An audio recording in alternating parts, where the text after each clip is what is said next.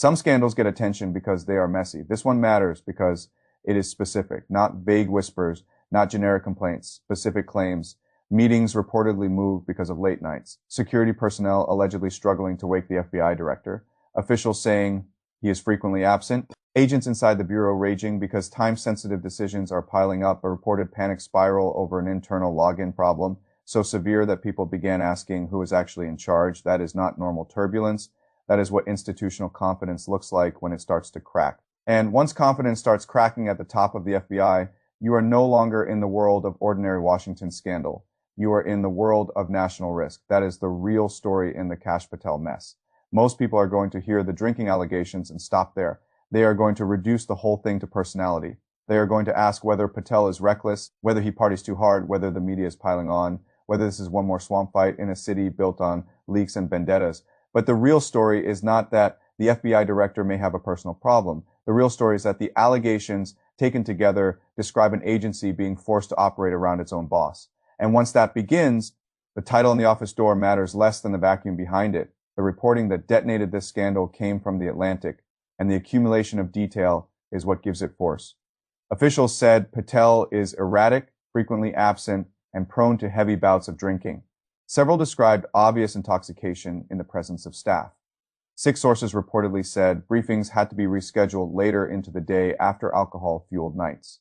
Other accounts said his security detail had trouble waking him up more than once.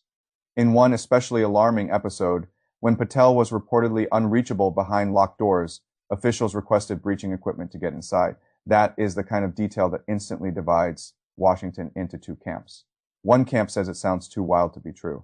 The other camp says that is exactly why it is dangerous, because if people inside the system are telling stories like that, then something inside the system already feels broken.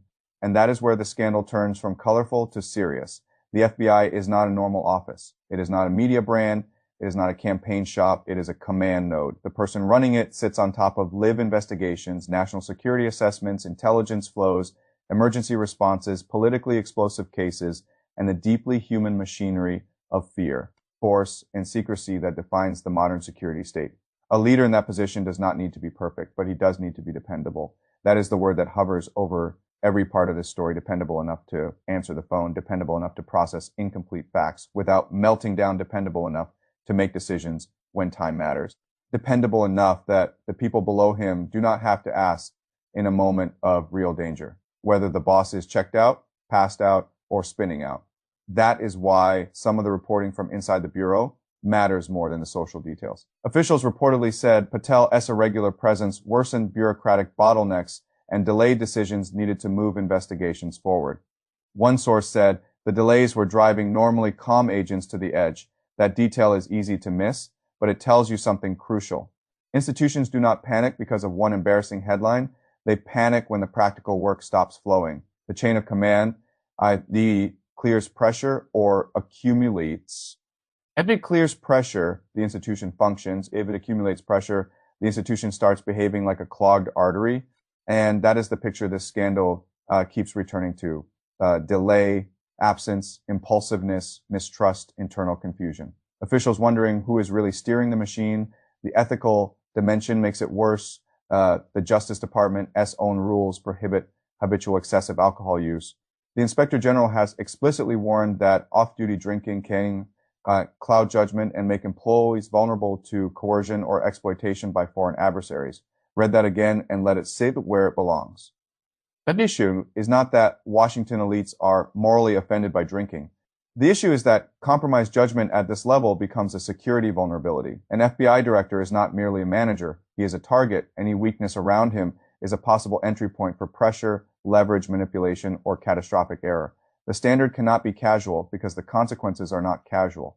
That is why one of the most revealing allegations in the story is not even about alcohol. It is about temperament. According to the reporting, Patel is prone to suspicion and premature conclusions. One episode described him struggling to log into an internal system, deciding he had been locked out, then spiraling into the belief that he had been fired. He reportedly began frantically contacting aides and allies, and the confusion grew large enough that members of Congress and even people inside the FBI started calling the White House to ask who is now running the agency that one moment explains the whole scandal better than almost anything else. A minor technical problem becomes a purge fantasy. A private panic becomes a public chain of common scare. A leader entrusted with calm judgment reacts as though the floor has disappeared beneath him. Even if you strip every drinking allegation out of this story, that pattern alone would still be alarming. Because leadership at that level is not tested by routine, it is tested by disruption. If disruption produces confusion instead of control, then the institution begins paying a price every time uncertainty rises. That brings us to Trump. The President-S position appears conflicted, which is exactly what makes Patel-S future so unstable. Trump reportedly appreciates Patel-S willingness to purge the FBI and pursue enemies, but he is also said to be frustrated by Patel-S television performance and his failure to move quickly enough on politically useful investigations. And then there is alcohol. Trump is famously hostile to it on a personal level.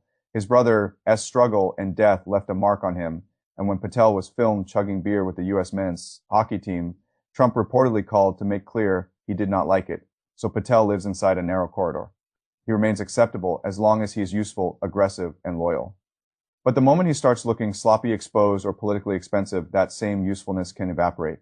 That is why reports that officials are discussing possible replacements should not be waved away. Washington does not start talking replacement scenarios when a problem is merely cosmetic. It starts talking replacement when powerful people begin calculating the cost of keeping someone in place. Patel-S answer has been to counterattack. He has denied the allegations, framed them as a politically motivated smear, and sued The Atlantic and its reporter for $250 million. That move is emotionally satisfying for allies because it turns defense into offense, but lawsuits of this kind carry their own risk. To win, Patel would have to prove actual malice. That is not easy. And in trying to prove it, he may invite the one thing public figures often threaten, but rarely control once it begins. Discovery documents, schedules, internal messages, witness testimony, security logs, the mechanics of who said what, when, and why. That process can vindicate someone. It can also destroy them.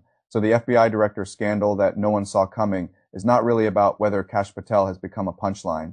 It is about whether the allegations now surrounding him describe something much more dangerous, an agency at the center of American domestic security being led by a man whose own colleagues increasingly seem to doubt his steadiness. If those allegations collapse, Patel may survive and even come out stronger. If they hold, then this story will not be remembered as a media flare. It will be remembered as the moment people realize the problem was not the headline. The problem was the hand on the wheel.